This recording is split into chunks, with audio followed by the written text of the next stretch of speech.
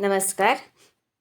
मी भक्तियोग चॅनलमध्ये आपल्या सर्वांचं स्वागत करीत आहे. कहाणी सुरू करताना पहिल्यांदा गणपतीची कहाणी मी सादर करीत आहे. कहाणी गणपतीची. ऐका परमेश्वरा गणेशा तुमची कहाणी. निर्मळमळे उदकांचे तळे, बेलांचा वृक्ष, सुवर्णाची कमळे, विनायकांची देवळे रावडे, मनाचा गणेश मनी वसावा. हा वसा कधी घ्यावा? श्रावणात चौथी घ्यावा, माही चौथी संपूर्ण करावा. संपूर्णाला काय करावे? पशा पायलीचं पीठ कांडावं, 18 लाडू करावे, 6 देवाला द्यावे, 6 ब्राह्मणाला द्यावे, 6 सहकुटुंबी भोजन करावं. अल्पदान महापुण्य असा गणराज, मनी ध्याईजे पाविजे, चिंतिले लाभिजे, मनकामना निर्विघ्न कार्यसिद्धी करीजे. ही 60 उत्तराची कहाणी 5 उत्तरी सुफळ संपूर्ण. ऐका शुक्रवारा तुमची कहाणी. आटपाट नगर होतं. तिथं एक राजा होता. त्या राजाला मुलगा नव्हता. तेव्हा राणीनं काय केलं? एका सुईणीला बोलावून आणलं. अगं अगं सुईणी, मला नाळवारीसुद्धा एक मुलगा गुपचूप आणून दे. मी तुला पुष्कळ द्रव्य देईन. सुईणीनं गोष्ट कबूल केली.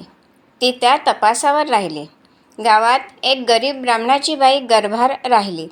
तेव्हा ती सून तिच्या घरी गेली आणि तिला सांगू लागली की बाई तू गरीब आहेस. तुझं बाळणपणाचं पोट दुखू लागेल तेव्हा मला कळव. मी तुझं बाळणपण फुकट करीन. तिनं होय म्हणून सांगितलं. नंतर ती सून राणीकडे आली. बाईसाहेब, आपल्या नगरात अमुक गरीब ब्राह्मणाची बाई गरोदर आहे. तिला नुकताच 2रा महिना लागला आहे. लक्षणं सर्व मुलाचीच दिसत आहेत. तेव्हा आपल्या घरापासून तो तेथपर्यंत काही करणार नाही असं एक गुप्त भुयार तयार करावं. आपल्याला दिवस गेल्याची अफवा उठवावी. मी तुम्हाला नाळवारीचा मुलगा आणून देईन. असं ऐकल्याबरोबर राणीला मोठा आनंद झाला आणि जसजसे दिवस होत गेले त्याप्रमाणे डोहाळ्याचं डंब केलं. पोट मोठं दिसण्याकरता त्याच्यावर लुगड्याच्या घड्या बांधल्या. भुयार तयार केलं. 9 मास भरताच बाळणपणाची तयारी केली. इकडे ब्राह्मणबाईचं पोट दुखू लागलं. सुईणीला बोलावं आलं. त्याबरोबर तुम्ही पुढं व्हा, मी येते म्हणून सांगितलं. धावत राणीकडे आली. पोट दुखण्याचं ढोंग करायला सांगितलं. नंतर ब्राह्मणाच्या घरी आली. बाई तुझी आहे पहिली खेप. डोळे बांधलेस तर भिणार नाहीस, नाही बांधले तर भय वाटेल असं सांगून तिचे डोळे बांधले. ती बाळंत झाली. मुलगा झाला.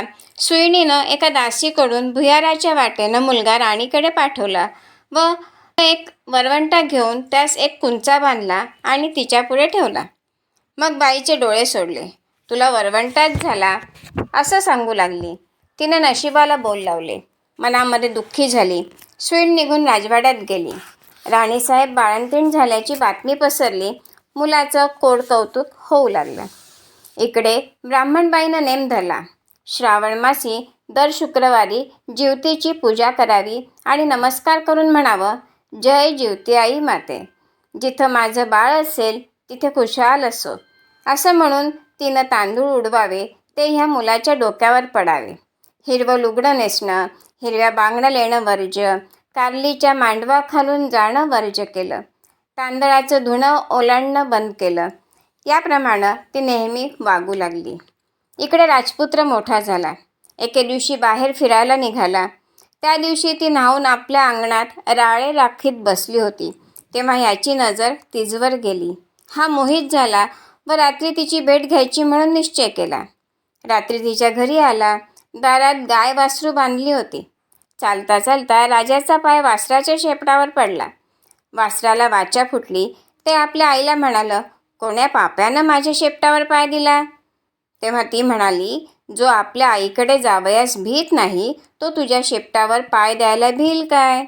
हे ऐकून राजा मागे परतला आणि घरी येऊन आपल्या आईपासून काशीस जाण्याची परवानगी घेतली. काशीस जाऊ लागला. जाता जाता एका ब्राह्मणाच्या इथं उतरला. त्या ब्राह्मणाला पुष्कळ मुलं होत होती, पण ती 5वी-6वीच्या दिवशी जात असत. राजाला त्या दिवशी चमत्कार झाला. 5वीचा दिवस होता. राजा दारात निजला होता. 6वी रात्री आली आणि म्हणू लागली, कोण ग मेलं वाटत पसरलं आहे? जीवती उत्तर करते, अगं अगं, माझं ते नवसाचं बाळ निजलं आहे.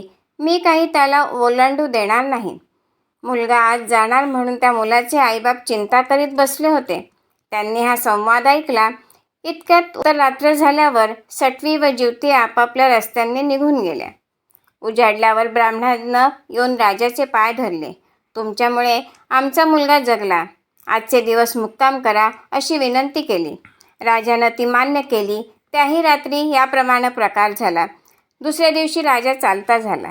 इकडे ह्यांचा मुलगा वाढता झाला. पुढं काशीत गेल्यावर यात्रा केली. गयावर्जनाची वेळ आली. पिंड देतेवेळी ते घ्यायला 2 हात वर आले. असं होण्याचं कारण त्यानं ब्राह्मणांना विचारलं. ते म्हणाले, घरी जा. साऱ्या गावातल्या बायका पुरुषांना जेवायला बोलाव, म्हणजे ह्याचं कारण समजेल. मनाला मोठी चुटपुट लागली. घरी आला.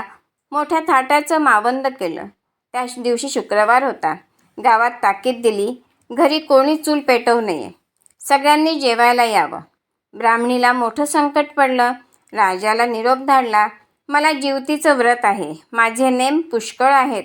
ते पाळले तर जेवायला येईन. राजानं कबूल केलं. जिथे तांदळाचं धुणं होतं ते काढून तिथं सारवून त्यावर ती आली. हिरव्या बांगड्या भरल्या नाहीत. कारल्याच्या मांडवाखालून गेली नाही. दरवेळेस जिथं माझं बाळ असेल तिथं खुशाल असो असं म्हणे. पुढं पानं वाढली. मोठा थाट जमला. राजानं तूप वाढायला घेतलं. वाढता वाढता ही ज्या पंक्तीत बसली होती तिथं आला. तूप वाढू लागला. ईश्वरी चमत्कार झाला. बाईला प्रेम सुटून पान्हा फुटला. तिच्या स्तनातून दुधाच्या धारा फुटल्या. त्या ह्याच्या तोंडात उडाल्या. तो हाताची तपेली ठेवून रुसून निजला. काही केल्या उठेना. तेव्हा आई गेली. त्याची समजूत करू लागली. तो म्हणाला, असं होण्याचं कारण काय? तिनं सांगितलं, ती तुझी खरी आई, मी तुझी मानलेली आई असं सांगून सर्व हकीकत सांगितली. नंतर भोजनाचा समारंभ झाला. पुढं त्यानं आपल्या आईबापास राजवाड्यानजीक मोठा वाडा बांधून देऊन त्यासुद्धा आपण राज्य करू लागला. तर जशी जीवती तिला प्रसन्न झाली तशी तुम्हा आम्हा हो ही 60 उत्तराची कहाणी 5 उत्तरी सुफळ संपूर्ण.